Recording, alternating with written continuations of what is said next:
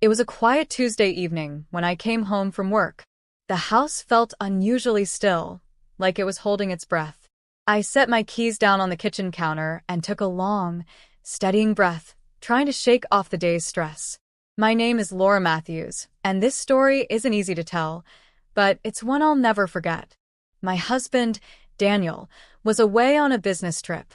He'd left that morning, and I was alone in the house with my 20-year-old stepson, Tyler. Tyler had always been something of a mystery to me. Ever since Daniel and I got married 3 years ago, Tyler had kept to himself. He was polite, respectful, but distant. We had never truly connected. That night, everything changed. I went upstairs to check on Tyler and remind him about dinner. I paused outside his bedroom door and was just about to knock when I heard strange sounds from inside. Curious, I gently pushed the door open just a crack. What I saw caught me completely off guard. Tyler was in the middle of something private, something he clearly didn't expect anyone to witness. His laptop was open, headphones on, completely unaware that the door had nudged open. His face was flushed, breathing uneven. Then he froze. I didn't know what to do. Walk away? Knock? Say something? Instead, I backed away silently, my heart racing, and returned downstairs, completely unsure how to process what I'd just seen. He hadn't done anything wrong, nothing illegal, but it was deeply personal and clearly not meant to be seen. Still, something stirred in me. Not judgment, not disgust, but concern. Tyler had always seemed so closed off. Maybe this was a sign he was struggling with loneliness, confusion, or something else. Maybe he didn't feel comfortable opening up to anyone. Later, when he came downstairs, he looked completely normal, composed, casual. I didn't mention what I saw. I simply smiled, served dinner, and asked about his classes. He avoided eye contact. That night, I couldn't sleep. I kept replaying the scene, not because of what he was doing, but because of how alone he looked. I started to wonder if he ever truly felt like he belonged in our home. His mother had passed away when he was very young, and though Daniel tried his best, I could sense Tyler carried emotional weight that no one had ever helped him unpack. The next morning, I tried something different.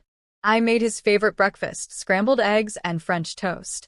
When he came into the kitchen, he looked surprised. "You didn't have to do this," he mumbled. "I wanted to," I said gently. "You've been working hard lately." He gave me a faint smile and sat down. "Thanks, Laura." It was the first time he'd called me by name in weeks. As we ate, I suggested we spend more time together. Nothing serious. Maybe a movie night or cooking dinner. He nodded, a little unsure, but he agreed. That weekend, we watched an action movie together in the living room. It felt awkward at first, but soon he started making jokes, and before we knew it, we were laughing together. It was the first genuine moment of connection we'd had in years. Over the following weeks, we began to talk more. Tyler slowly opened up about college stress, friends, and how hard it had been to adjust after his dad remarried. I listened without judgment, and the walls between us began to crumble. One night, during another movie, a storm knocked the power out. The house went dark, and we scrambled to find flashlights. Tyler lit a few candles, and we ended up sitting at the kitchen table, talking by flickering candlelight. He asked me about my childhood, my career, even how I met his dad. The conversation felt intimate, but not in a romantic way. It was emotionally honest, vulnerable. We weren't just stepmother and stepson anymore. We were two people finally seeing each other. Then came the night that changed everything.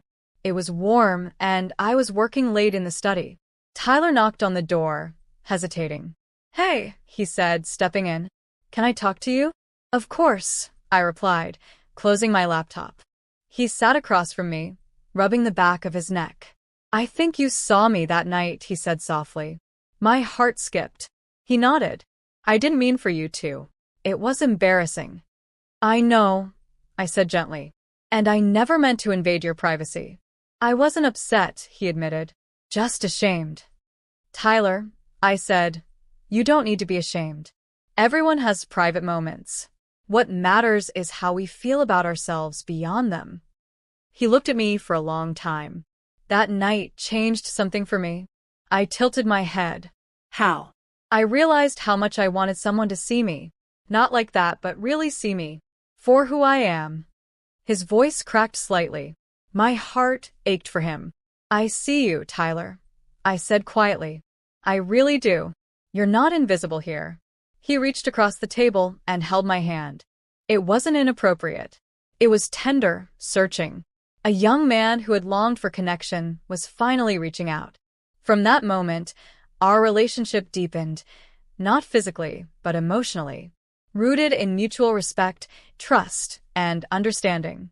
I encouraged him to talk to his dad more, to share his goals and feelings. Slowly, Tyler started thriving, his grades improved, he made new friends, and even brought a girl over to meet us one weekend. He was becoming his own person. Daniel noticed, too. One evening, he pulled me aside. Whatever you've been doing with Tyler, thank you. He's happier than I've seen him in years. I smiled and nodded. Sometimes, all someone needs is to feel seen. Tyler and I never brought up that night again, not out of shame, but because it no longer defined us. What began as an awkward accident became the moment that changed our bond forever. A year later, at Tyler's graduation, he gave a short speech. I sat beside Daniel, proud and misty-eyed. But then Tyler said something that made my breath catch. I want to thank my dad, who's always supported me, and someone very special who taught me how to open my heart. Laura, you didn't just become my stepmom. You became the first person who truly saw me. And I'll always be grateful. That night, I cried quietly in my room, not out of sorrow, but because I finally knew I'd made a difference. Tyler had become so much more than a stepson. He had become family. And yes, our lives truly changed forever that night.